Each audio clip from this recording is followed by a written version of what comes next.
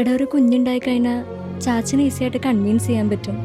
എനിക്ക് അവരെയൊക്കെ ഒന്ന് കാണുകയും ചെയ്യാം. എൻ്റെ പൊന്നു പ്രിയെ 3 വർഷമല്ലേ ആയുള്ളൂ. നീ ഒന്ന് അടങ്ങ്, സമാധാനപ്പെടും. അക്ഷയ്ക്ക് ട്രീറ്റ്മെൻറ്റ് എടുക്കാൻ എന്തെങ്കിലും നാണക്കേടാണോ? ഓ, അല്ലെങ്കിൽ നിനക്കൊന്നും നഷ്ടപ്പെടാനില്ലല്ലോ. നിൻ്റെ കൂടെ ഇറങ്ങി വന്നപ്പം എനിക്കല്ലല്ലോ നഷ്ടമായത്. എൻ്റെ പപ്പയും മമ്മിയും കൂടപ്പറപ്പല്ല. പ്രിയെ എടി,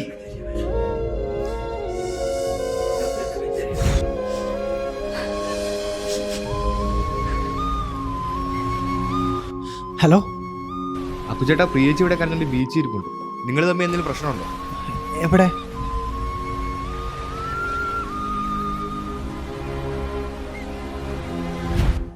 ചേട്ടാ, ഇവൻ്റെ ഈഗോയാണ് പ്രശ്നം. ട്രീറ്റ്മെൻറ്റ് എങ്ങാനും എടുത്ത് ഞങ്ങൾക്ക് കുട്ടികളുണ്ടായാൽ ചാച്ചൻ എന്നെ വീട്ടിൽ കയറ്റുമല്ലോ. അപ്പം ഞാൻ സന്തോഷിക്കുമല്ലോ.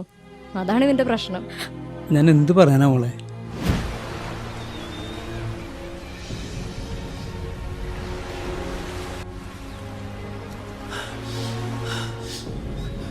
പ്രിയേ, നിനക്ക് എന്താടി ഭ്രാന്താണ്?